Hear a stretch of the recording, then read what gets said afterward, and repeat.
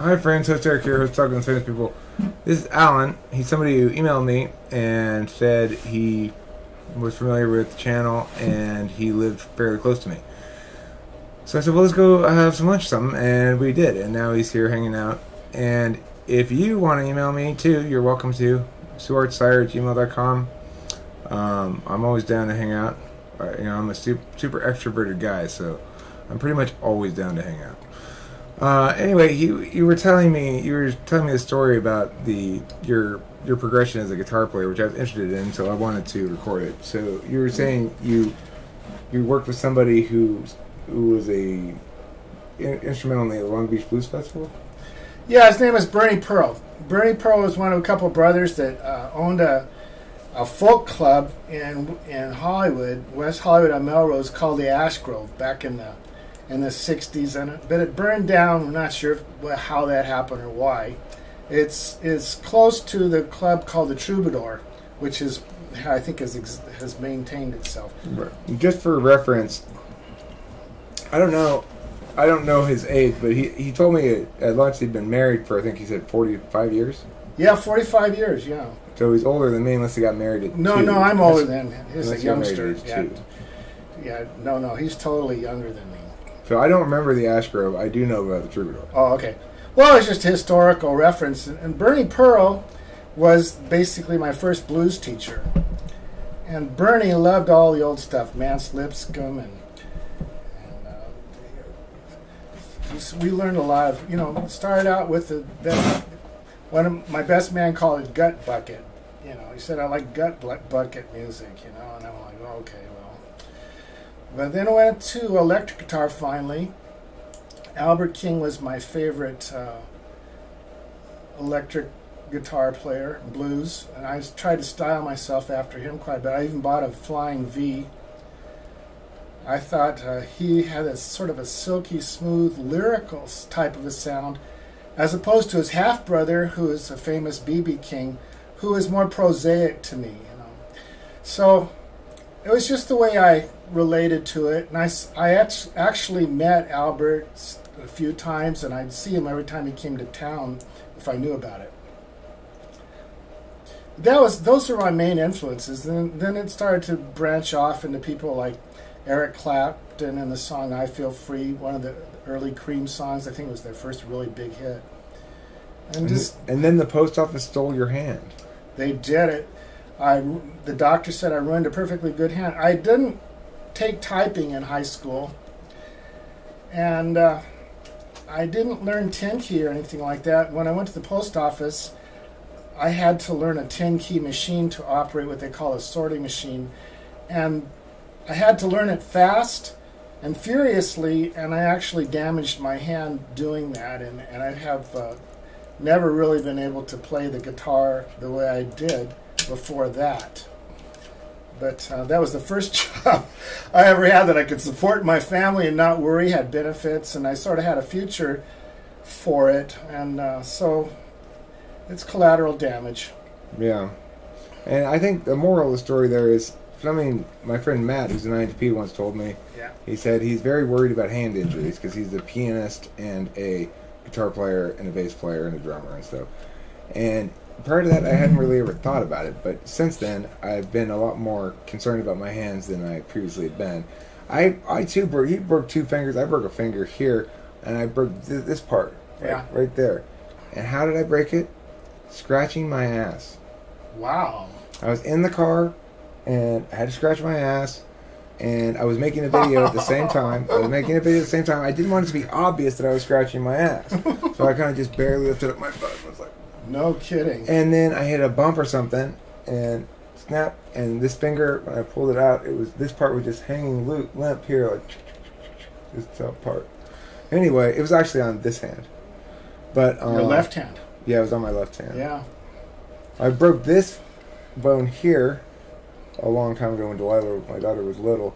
But I got a cast and everything for this. This, I homespun it. I just put some popsicle sticks and stuff, and eventually I did go see the doctor, but that didn't help. The thing that helped was just taking all the stuff off of it and just letting it go back to normal on its own, and it did eventually. And you used it, so now you don't really notice it now? I don't notice it. That's good. Yeah. That's a happy ending. That is a happy ending. I'm fortunate in that regard, and I'm not necessarily historically been very careful with my hands, so it's fortunate that. No, you need to really be careful if you're planning to play guitar for the rest of your life. Unfortunately, I just was I didn't know what was happening. If I'd known, I wouldn't have done it. I can only tell you that I didn't know what the hazardous risks involved were, but I knew I needed that job, and that's basically what was motivating me. So you're an INFJ, and you've got a few years on me. So I'm going to ask you a question. I think this is my NI about topics and titles. Okay. Older INFJ talking to, I don't know, this is not the title. The title's not NI, but the idea that, okay, here's my advice to younger INFJs. That's what your advice to younger INFJs. Mine? Really, really, really get to understand the power of intuition. I really wish someone had turned me on to this when I was a kid. There is a famous, in fact, I think he's #1 world champion of chess now. His name is Magnus. And if you get a chance to see his video, it's on Netflix, about Magnus, you will really understand the power of intuition, because he is an intuitive chess player. And I'd like to tell you, I could spend an hour telling you about it, but the most important thing is he was a kid when he started learning about this. And he actually beat a guy who was using computers to train himself, and the guy he beat was a guy from India who seemed unbeatable, because he was programming himself with all these different possibilities for chess moves from computerized information. And Magnus doesn't use that. He just uses intuition, and he beat him. And do you think you can train your inverted intuition as an INFJ to make it stronger? Yeah, I actually have rules for it. Now that you mentioned, my first rule about intuition is it's like being invited to a party. If you keep saying no, it'll stop inviting you. So that's not 100% accurate, but I think it's a good place to start so that you learn to trust your intuition and respond to it. But here's what I really think is you need to learn how to identify it first. And I didn't have any real tools for that, and I'm working on it now. I've actually have an analogy of 4 birds to help you understand intuition. And the 4 birds are the dove, which is intuition, the chicken, which is fear, the peacock, which is ego, and the wild goose, which is wishful thinking. So the 3 enemies of intuition, the dove, are those other 3 birds. Okay, now... Wait, let me recap. The peacock, which is ego, the wild goose, which is wishful thinking, and the... What's the third one? The dove is intuition. What's the chicken is fear. Chicken. Okay. You're a chicken. Gotcha. You're a chicken. Gotcha. I couldn't quite remember. Go ahead. These are analogies. Well, wild goose chase is... Yeah, I just wanted to make sure I had all 4 of them down. Okay, right. Okay, so I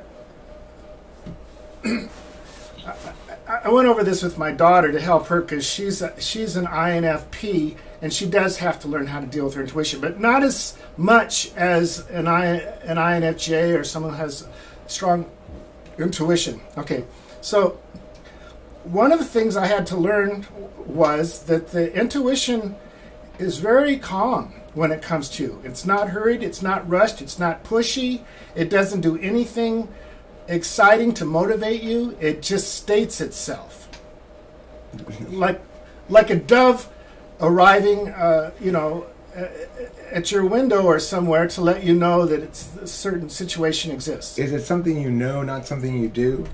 It's something you know, it's not something you do. Yes. And my stepfather used to tell me, and I knew where he was coming from, but he said some things you just know. You just know them. And I thought about it recently in context with intuition. I said, because that seems to be the basis of what introverted intuition is. It's that I just know that that's true. Well, how can you say that? It sounds very egotistical. It seems like open to error. By the way, that brings up rule number 2. After not ignoring your intuition so much that you don't connect with it, the second one is your intuition can be wrong. And that's in Magnus too, also, if you see that. Intuition can be wrong, but if it's your strongest suit, which it is for an INFJ, you gotta, that's like the cost of doing business, to be wrong now and then. I will interrupt briefly, hopefully not throw you off track here, but with your INFP daughter, you're preaching to the wrong choir. I know that. I just found that out. You're absolutely right. But I didn't know that at the time when I was talking to her. She countervalues your dominant function. Absolutely. And I didn't know that. Because, see, one thing about an INFP, they're probably the best listener in the whole bunch.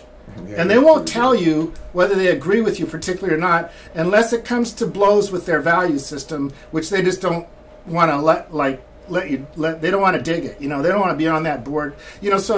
But they will listen to just about anything, and you don't know really what's going on with them. You don't know if they're really listening or not. That's because she cares about you. They do. They care. If she didn't care about you, she'd tell you what she thought. Exactly. Oh, they're totally like... She's concerned about your feelings. Yeah, right. It's my daughter, and, she's my youngest one, too. Yeah, everything Eric's saying is true, and I have to say, it's a matter of my learning curve with this. I'm not anywhere near as broad as Eric. I've been watching him 2 years. The man is eloquent. He's unconventional. He's not open to pop culture and all that shit. So we're talking about people who want the real deal here. So that's why I trust Eric, and that's why I'm here, I think. I'm going to try to not get any smoke on you. That's I can. I got this fan here. Well, So do you have a third rule? You left off at rule number 2. I have another rule I'll think about in a minute, but I'd like to really share the bird analogy with you because I think it's very important. Maybe the real first rule should just be very simply learn how to identify your intuition because it has 3 enemies: ego, fear, and wishful thinking. And personally, for me, wishful thinking is the worst one because wishful thinking is a fool. It's disguised. It disguises itself as intuition. In fact, they say, is it intuition or are you intuition? It's the fool's gold of intuition. It totally is.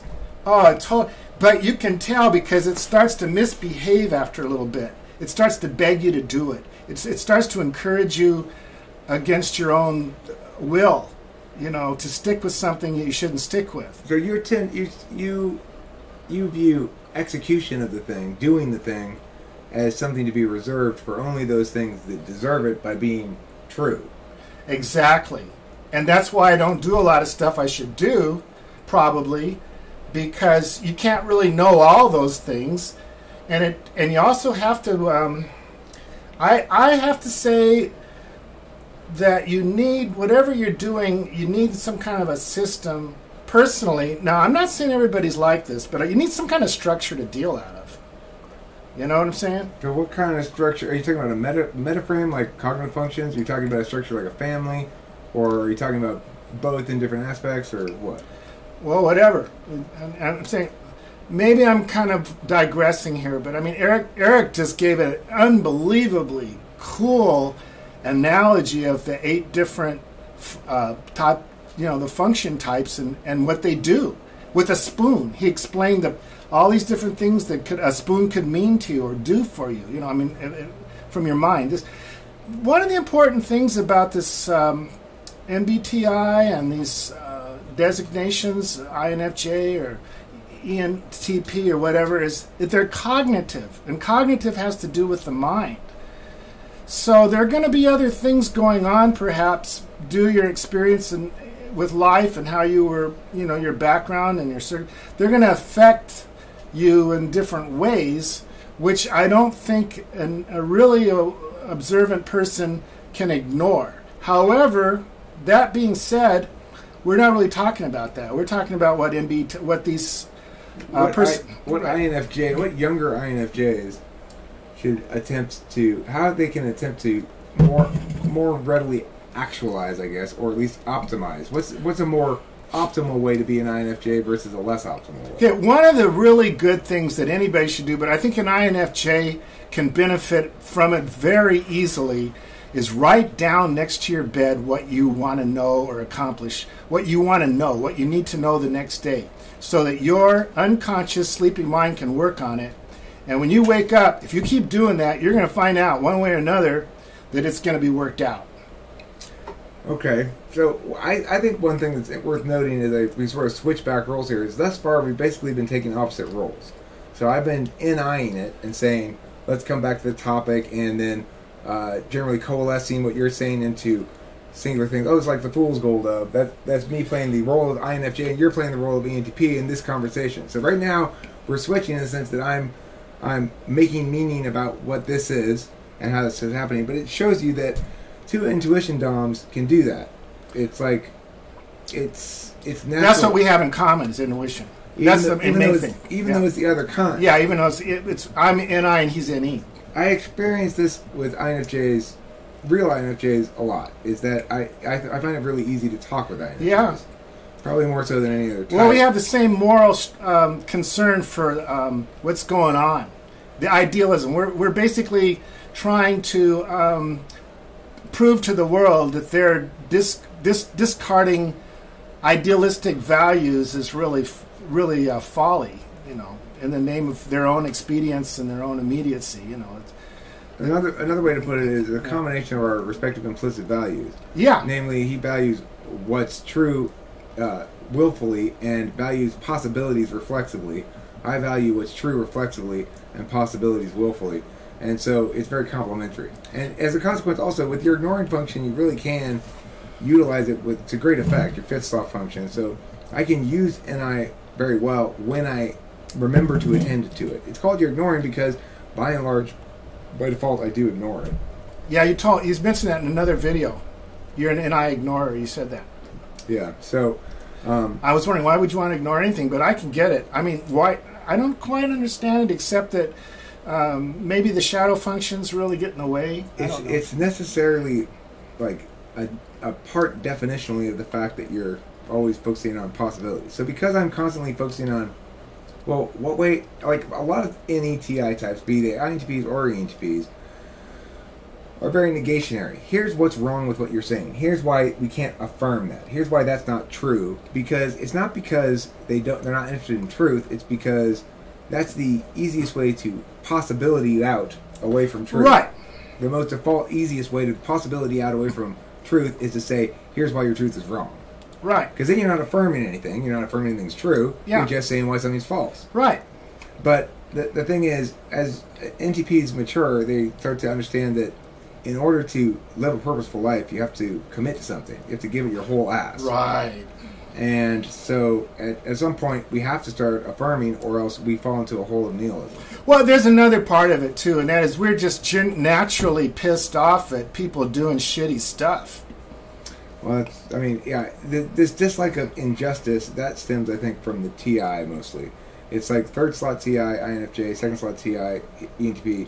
We both dislike injustice. I dislike it because it's people doing things wrong. Right. They dislike it, I think, because it's wrongness being manifest, which is different. It's like, I don't like the way that people are doing things. I suspect, and correct me if I'm wrong, that INFJ doesn't like the way that the state of affairs. We don't like people being mistreated, basically, unless we could go to different extrees. Whereas I don't like people mistreating. Yeah. You don't like people being mistreated. Right. I don't like people mistreating. Because people mistreating are being presumptuous of a lack of egalitarianism. Yeah. That's why ENTP, I matter about the cops tasing that guy than I care about that guy being tased. It's like I don't really care about that guy. I'm not really concerned that somebody's been hurt and that inequity is persistent. I'm concerned that these guys think they're better than everybody else and they can get away with this shit. I'm kind of concerned about that, but I'm more concerned, like with what you said before, that you weren't really that concerned about. Yeah. Yeah, no, I get that. But either way, we both want to see it stopped. Absolutely. So that's something a lot of people don't care about. And we just don't see...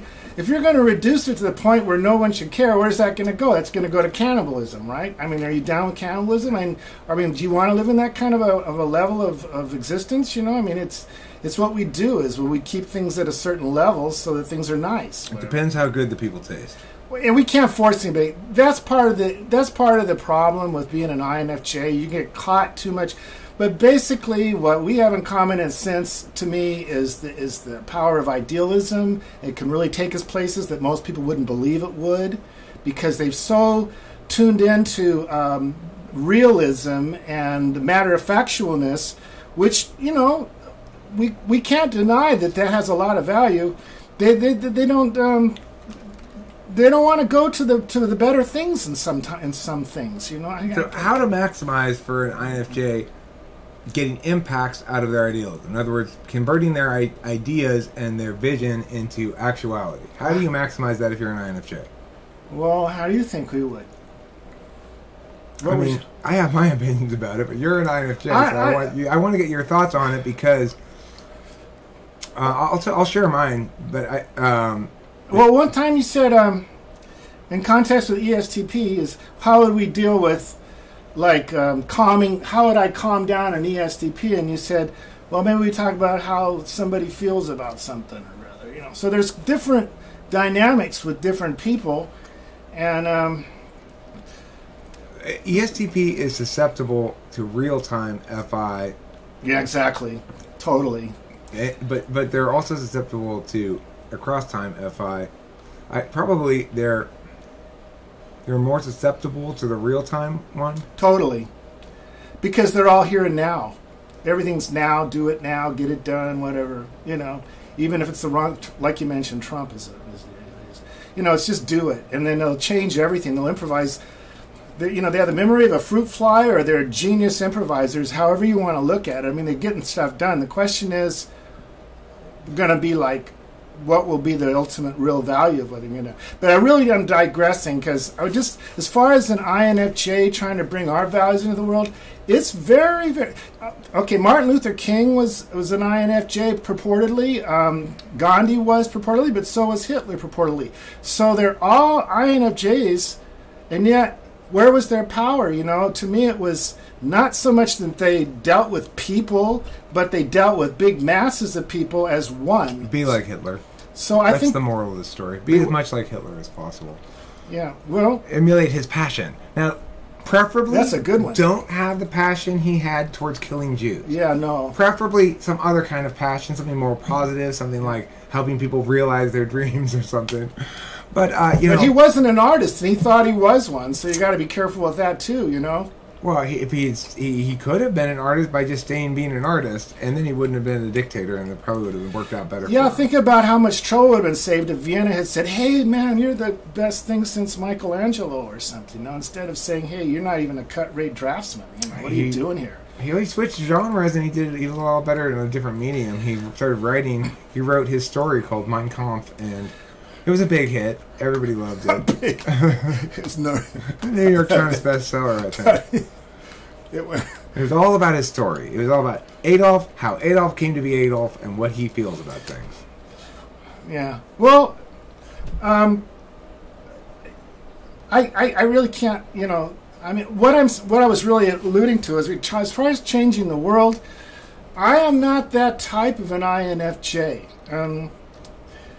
I'll just tell you right now. I mean, I have felt that way, and I would like to see things change. But my grandmother always used to say, "It's too big for me." It's too, you know, or you hear, "It's too rich for my blood," and gambling or something. I just don't see that picture. See, I think most of those people you're talking about are ENFJs, because I think INFJs in general have 8-slot SI, meaning they know where to prioritize their particulars. So. That's the other thing. Eric could probably figure out what they really are, as opposed to what most people think they are. I really respect Eric's opinions, because first of all, he thinks for himself. You know, he can think out of the box.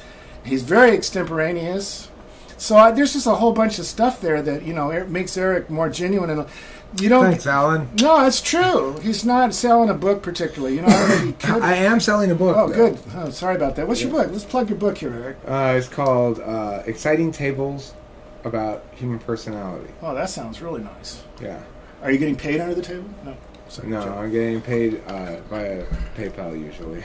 That sounds very cool. Okay, I have no problem with that. But what I'm saying basically is that Eric is very genuine. I totally trust him, and I've tried to follow. He's a deep thinker in his own sense. You know, he talks. He's an eloquent speaker, and so I've spent a lot of time just looking up some of the words he uses because I don't really understand some of it. But it's worth it. It's worth it, and you'll find out really things you won't find out. Very fine-tuned stuff that probably won't change. I think it's pretty much like the system I've got down to understand it. I think it's pretty much done undergoing any major revisions. Because this is not where I started out. I started out thinking about it in a different way that ended up kind of falling apart. Started thinking about it the second way, that ended up kind of falling apart. I eventually didn't think about it any specific really way for a long time, and then finally I was like, I think there's this aspect quality to it. It took me a long time of introvertedly thinking about it on my own before I started really talking about it. And he can do that. One other thing I was just in this video. What time is it? And then let's make one more. I'd like to make a video about the fact that you have an ENTP wife. And I'd like to talk a little bit about that right. relationship dynamic. And it's funny because we were just at a cafe and I was sharing some things and he can totally understand what I'm talking about. And he can relate to it. So, well, you'll hear more about that in the next video. Okay. Thanks for watching Talking with Famous People. Don't forget to eat plenty of cheese.